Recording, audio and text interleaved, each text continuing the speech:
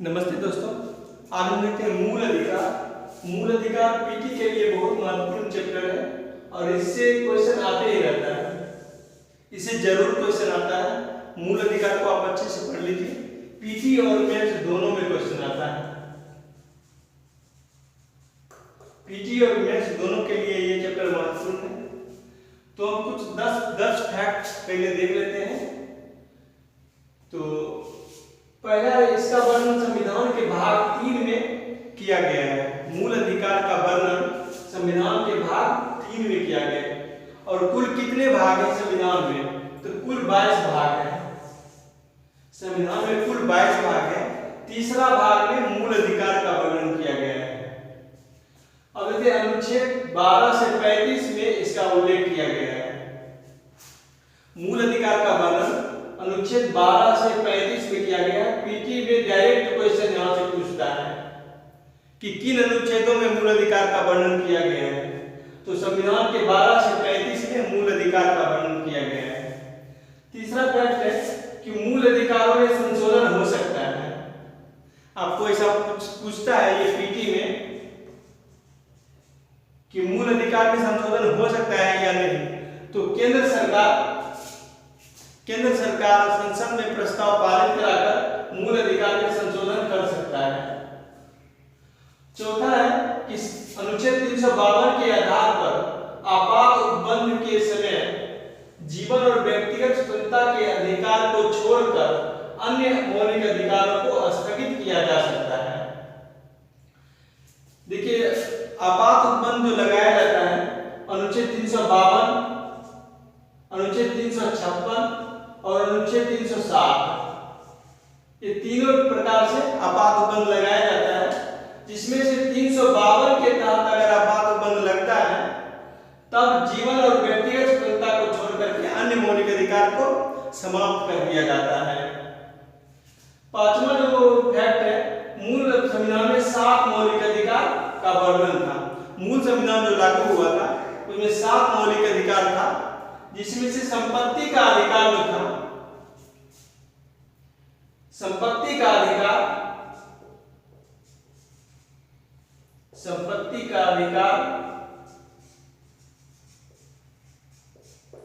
इसे हटा दिया गया। क्योंकि जब डेवलपमेंट का कार्य सरकार द्वारा किया जाता था और जब रोड बनाया जाता था, स्कूल बनाया जाता था, हॉस्पिटल बनाया जाता था, तो जो संपत्ति थी, जमीन था, तो इसको अधिग्रहण में सरकार को परेशानी आती थी। और जिस लोग का जमीन था वो डायरेक्ट हाई कोर्ट या सुप्रीम कोर्ट में याचिका दायर कर देता था, जिसके कारण डेवलपमेंट का काम रुक जाता था। इसलिए सरकार संपत्ति के अधिकार को 352 के आधार पर जब आपात उपबंध लगाया जाता है तो मौलिक अधिकार को निलंबित कर दिया जाता है। एक मौलिक अधिकार को छोड़ दिया जाता है, जीवन और व्यक्तिगत स्वतंत्रता का अधिकार, जो अनुच्छेद 21 में वर्णन है। जीवन और व्यक्तिगत स्वतंत्रता का अधिकार, इसको छोड़कर सभी मौलिक अधिकार को निलंबित कर दिया जाता है जब अनुच्छेद 352 के आधार पर आपात उपबंध लागू होता है। आपात उपबंध 352, 356 और 360 के आधार पर लगाया जाता है। जिसमें कि 352 के आधार पर अगर आपात उपबंध लगाया जाता है तो मौलिक अधिकार को निलंबित कर दिया जाता है। सिर्फ एक मौलिक अधिकार को छोड़ा जाता है, जीवन और व्यक्तिगत स्वतंत्रता का अधिकार, जो अनुच्छेद 21 में वर्णन है। पांचवा फैक्ट है कि मूल संविधान में 7 मौलिक अधिकार था और संपत्ति के अधिकार को हटा दिया गया है। क्योंकि जमीन, जब डेवलपमेंट का कार्य होता था, जैसे रोड बनाना, स्कूल बनाना, हॉस्पिटल बनाना, तो इसके लिए जमीन अधिग्रहण करना पड़ता था सरकार को। और जमीन अधिग्रहण करने में बहुत परेशानी आती थी। और जिस लोगों का जमीन होता था वह डायरेक्ट सुप्रीम कोर्ट या हाई कोर्ट में याचिका दायर कर देता था। और यह चूंकि मौलिक अधिकार था, इसलिए सरकार को परेशानी होती थी। और इसलिए 44वां संविधान संशोधन द्वारा इसे हटा दिया गया और इसे हटा कर करके विधिक अधिकार बना दिया गया। अब यह अनुच्छेद 300 क में है, पहले यह अनुच्छेद 31 क में था। पहले यह अनुच्छेद 31 क में था, अब यह 300 क में है। पीटी में यह क्वेश्चन पूछता है कि संपत्ति के अधिकार को अब कहां पर रख दिया गया है, किस अनुच्छेद के तहत रख दिया गया है, तो 300 क ये आपका आंसर होना चाहिए। 1978 में 44वां संविधान संशोधन लागू हुआ था, संविधान संशोधन अपनाया गया था 1978 में। अभी क्या कुछ इतिहास से मूल अधिकार के संबंध में वर्णन है। तो पहला मूल अधिकार कांग्रेस अधिवेशन जो 1931 में हुआ था, कराची अधिवेशन, इसमें मूल अधिकार की मांग का प्रस्ताव रखा गया था और कराची अधिवेशन की अध्यक्षता सरदार वल्लभ भाई पटेल ने किया था। वर्तमान में 6 मौलिक अधिकार हैं। वर्तमान में 6 मौलिक अधिकार उपलब्ध था। 7वां जो उपलब्ध था, संपत्ति का अधिकार,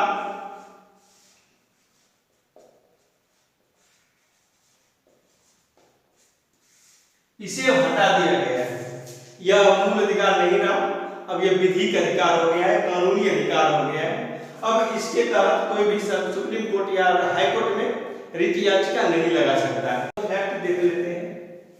तो संविधान के भाग 3 को भारत का मैग्ना कार्टा कहा जाता है। ये पीटी में ऐसा क्वेश्चन उठाएगा, आपको सिंपल किताब में नहीं मिलेगा। तो भारत का मैग्ना कार्टा कहा जाता है मूल अधिकार, संविधान के भाग 3 को मैग्ना कार्टा, भारत का मैग्ना कार्टा इसको कहते हैं, मूल अधिकार को।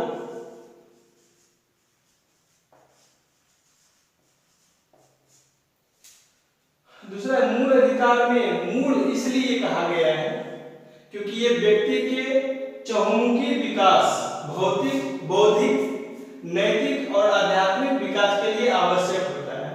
मूल अधिकार में मूल शब्द इसलिए कहा गया है कि यह भौतिक, बौद्धिक, नैतिक और आध्यात्मिक विकास के लिए आवश्यक होता है, जिसे चहुमुखी विकास की संज्ञा दिया जाता है। तीसरा, संपत्ति के अधिकार को भाग 12 में, संपत्ति का अधिकार जो था उसको भाग 12 में 300 क अनुच्छेद के तहत कानूनी अधिकार बना दिया गया है। ये क्वेश्चन पीटी में जरूर आता है। अब हम देखते हैं कि कौन से 6 मूल अधिकार वर्तमान में मौजूद हैं।